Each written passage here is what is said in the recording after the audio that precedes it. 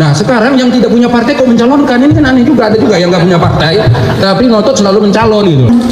Jadi semua partai pasti akan dorong partainya dulu toh. Nanti disimulasikan dengan partai-partai lain, kalau cocok baru digabungkan kan gitu.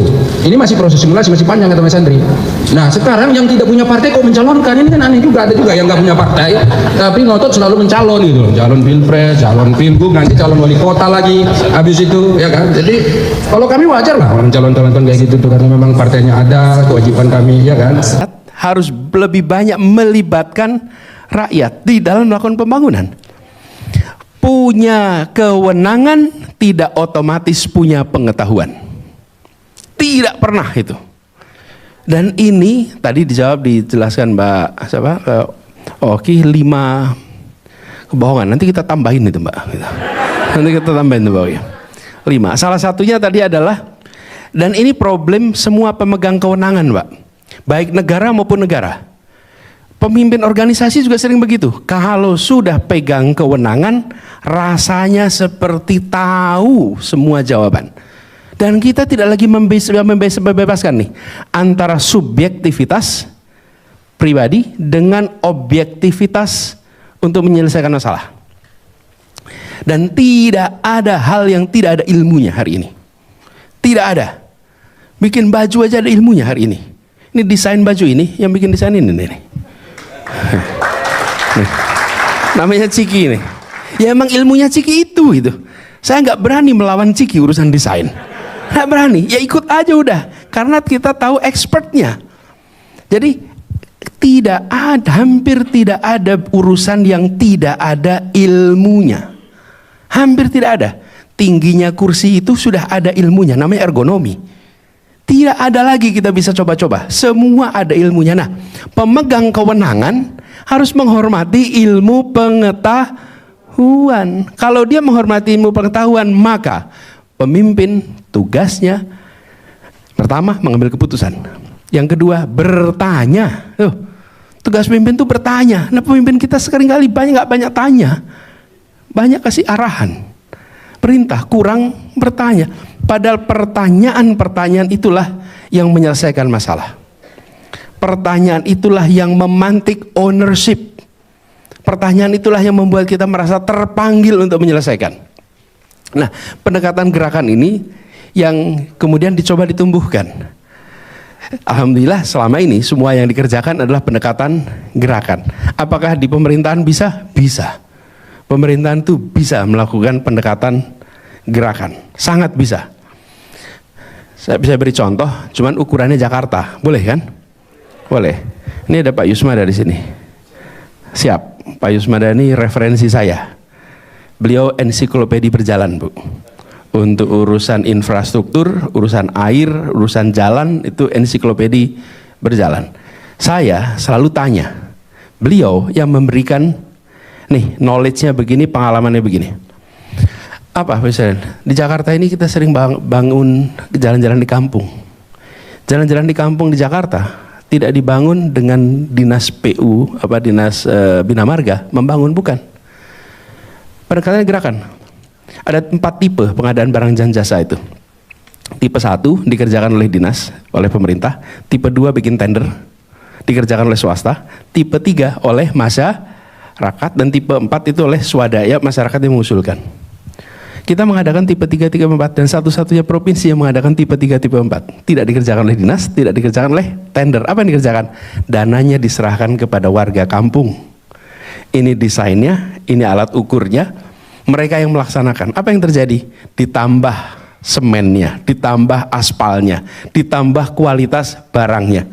Lebih baik daripada spek yang dibikin pemerintah. Sarapan pagi di Jakarta, ada makan pagi di Jakarta itu, karena memang benar banyak anak-anak yang tidak sarapan.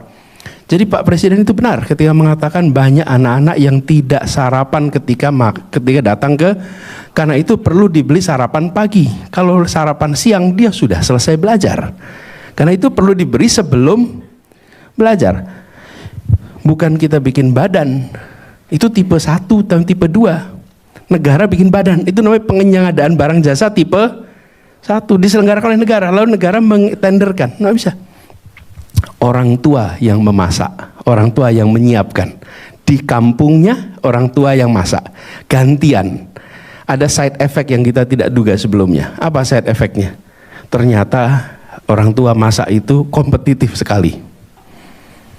Jadi kalau Bu Anis masak, anak-anak bilang, wah kurang enak masakannya.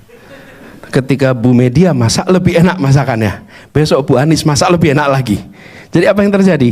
Yang terjadi adalah spek yang diberikan dengan spek yang diberikan kepada orang tua, dan yang dihasilkan lebih baik yang dihasilkan dan terima anak-anak. Ini contoh pendekatan gerakan. Nah, di sini kita sekarang menyaksikan aksi bersama. Ada persoalan jembatan. Dan persoalan jembatan ini, teman-teman sekalian, kalau boleh menengok sedikit atas perjalanan ini semua. Yang kisah yang disampaikan oleh Bung Media tadi amat menyentuh. Bung Media tadi menceritakan bukan statistik dari. Halo teman-teman, jumpa bersama saya di Politik Dangi. Ya, ini sangat menarik teman-teman. Teman-teman, ya beberapa waktu yang lalu ya Jokowi itu pergi ke NTT, ya kan. Beliau kemudian menjadi primadona ya di sana. Bagaimana Jokowi ya dikerumuni orang-orang. Ya tentunya dengan agenda bahwa beliau pergi untuk berkampanye, ya untuk konsolidasi partai PSI teman-teman. Dan ini viral ya, karena komitmen beliau tentu di awal untuk membesarkan PSI ya, setelah pensiun. Ya padahal pensiunnya beliau dulu mengatakan akan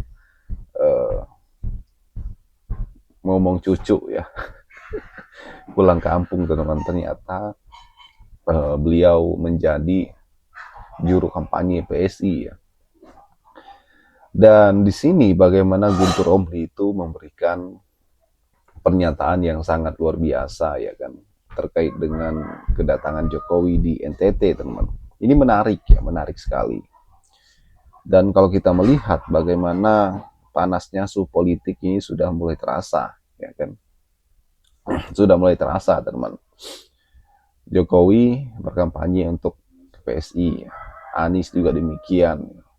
Gerakan rakyat terus bergerak. Dan kalau kita melihat bagaimana hasil survei Prabowo juga turun, dan ini adalah peluang besar bagi para elit, para tokoh yang ingin maju sebagai capres 2029 ya, untuk menebarkan pesonanya. Namun sayang kalau kita melihat ya, Anies di posisi ketiga dalam survei teman-teman. Tapi tidak mengapa ya kan, karena kita lihat bagaimana Prabowo di nomor 2 survei ya. Bahkan kader Gerindra sendiri pun itu malah nomor 1, yaitu KDM dalam survei bakal calon presiden atau elektabilitas 2029 teman-teman. Dan ini sangat menarik sekali ya kan. Dan saya yakin bahwa hal ini adalah sebuah hal yang sangat menarik untuk kita lihat ya. Sejauh mana para elit ini terus ya, bersaing untuk mencuri perhatian atau mencuri hati rakyat teman-teman. Dan apa yang mereka tawarkan untuk 2029, tentu ini adalah hal yang menentukan ya kan. Dan saya yakin bahwa 2029 ya Anies akan terus maju teman-teman.